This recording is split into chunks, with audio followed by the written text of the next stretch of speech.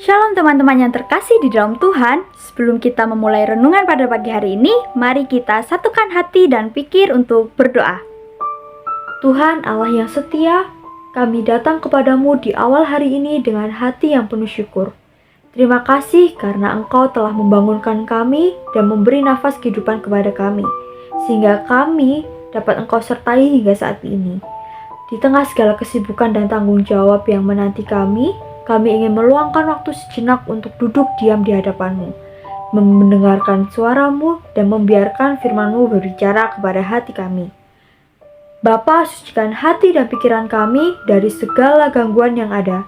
Singkirkan segala kekhawatiran, kemarahan, atau beban yang masih kami bawa dari hari kemarin.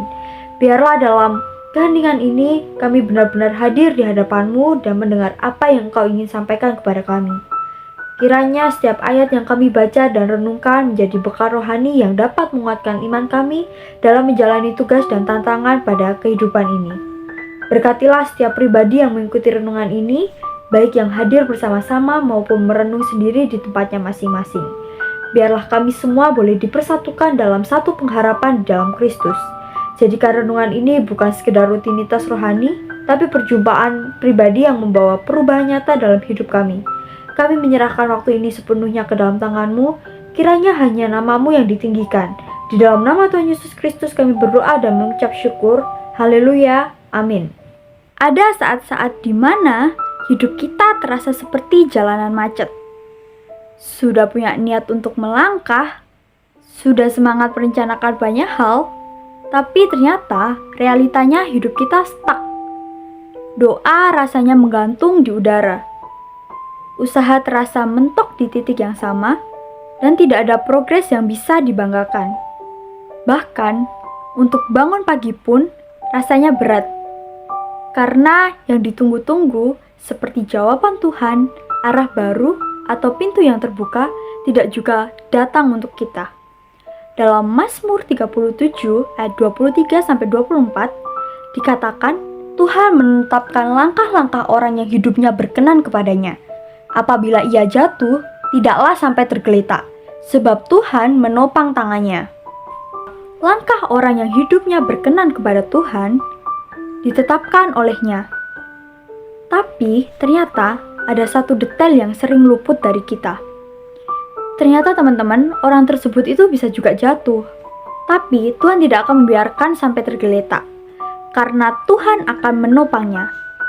Artinya, bahkan dalam proses yang terasa lambat, bahkan saat hidup terasa diam di tempat, ternyata Tuhan tetap bekerja untuk menopang, menjaga, dan membentuk kita lewat penundaan. Seringkali, kemacetan hidup bukan berarti salah jalan.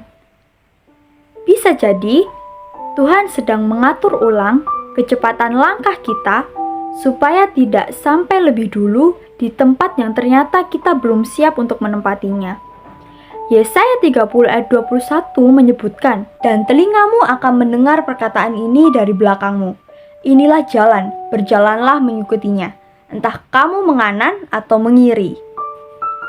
Tuhan tahu jalan mana yang membuat kita tumbuh, bukan hanya cepat. Dan Filipi 1 ayat 6 menegaskan, akan hal ini aku yakin sepenuhnya, yaitu Ia yang memulai pekerjaan yang baik di antara kamu, akan meneruskannya sampai pada akhirnya pada hari Kristus Yesus. Tuhan yang sudah memulai sesuatu dalam hidup kita tidak akan berhenti di tengah jalan. Ia akan menyelesaikannya bukan dalam kecepatan yang kita mau, tapi dalam waktu yang sempurna. Waktunya Tuhan itu tidak terlambat, tetapi waktunya Tuhan akan selalu tepat. Kalau hari-hari ini kita merasa hidup kita macet, bukan berarti Tuhan itu sedang menjauh dari hidup kita. Mungkin Tuhan sedang memperkuat fondasi kita. Mungkin juga ada hal yang perlu dibereskan di dalam hidup kita, sebelum pintu besar itu dibuka oleh Tuhan untuk kita. Jadi, tetap bertahan, tetap setia di titik ini.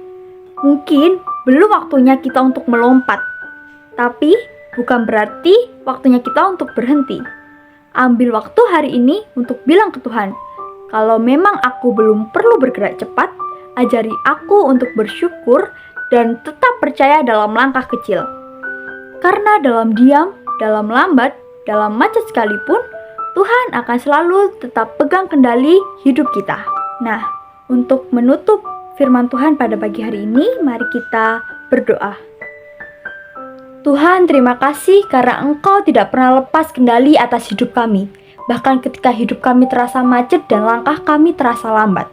Ajar kami untuk tidak tergesa-gesa, tetapi belajar percaya bahwa Engkau sedang bekerja atas hidup kami, bahkan saat kami tidak melihat hasilnya. Kalau hari ini kami hanya bisa melangkah kecil, biarlah langkah itu tetap bersamamu. Beri kami hati yang tenang, mata yang peka melihat arah-Mu, dan kesetiaan untuk bertahan meski belum ada jawaban. Kami serahkan hari-hari kami ke dalam tangan kuasa-Mu. Pimpin setiap kegiatan yang kami jalani hari ini. Kuatkan kami untuk menjalani kegiatan demi kegiatan dengan kesadaran bahwa Engkau ikut bekerja dalam setiap hal yang tampak biasa. Entah itu tugas yang belum selesai, percakapan sederhana, atau keputusan-keputusan kecil.